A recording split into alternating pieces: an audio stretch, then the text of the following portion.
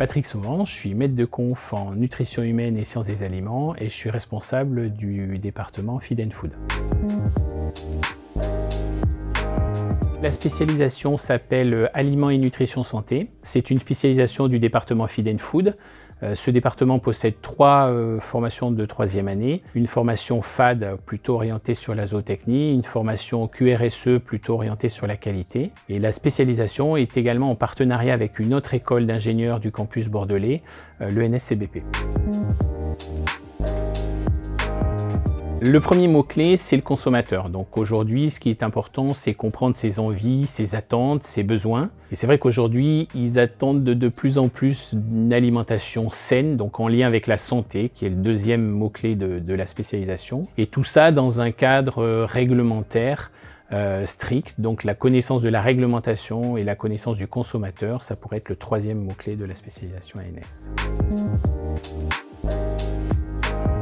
Alors, former les futurs ingénieurs agroalimentaires qui auront pour mission de concevoir l'alimentation du futur. Alors, la vocation des élèves qui intègrent la filière ANS, c'est nourrir la planète, mais tout en étant à la fois proche du consommateur et en tenant compte du milieu agricole. Et leur première vocation, c'est améliorer l'offre alimentaire.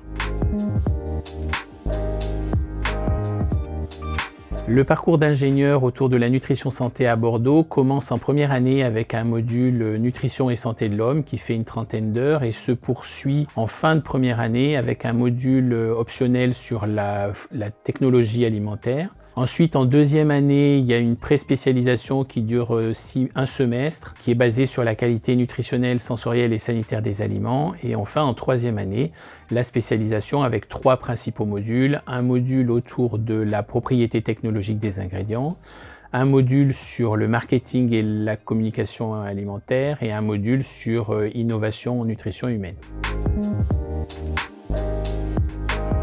Les 3 points forts de la spécialisation, c'est qu'en fait on est une école d'agronomie et que du coup les étudiants ont une bonne perception du lien entre l'agriculture et l'aliment. On était aussi une des premières spé à avoir vraiment ouvert ce lien entre l'alimentation et la santé avec des modules entiers consacrés à des pathologies et comment on pouvait éventuellement essayer de prévenir ces pathologies par l'alimentation. Et enfin, depuis maintenant 5 ou 6 ans, on a réellement fait une vraie ouverture sur le marketing nutritionnel, de façon à ce que certains ingénieurs puissent prendre des fonctions au sein de services marketing.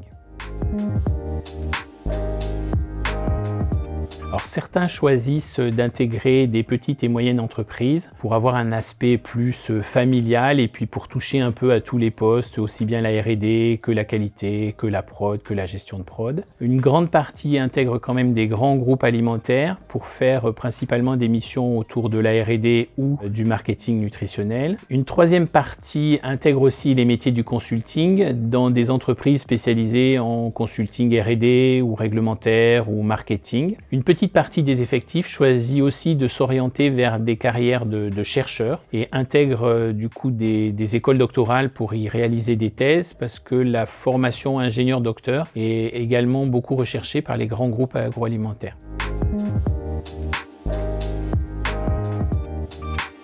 Leur plus-value, c'est une très bonne formation scientifique qui leur permet de concevoir de façon rigoureuse et scientifique des aliments à vocation santé. Et le deuxième atout de ces ingénieurs est une très bonne connaissance du consommateur, de ses envies et surtout de la réglementation alimentaire.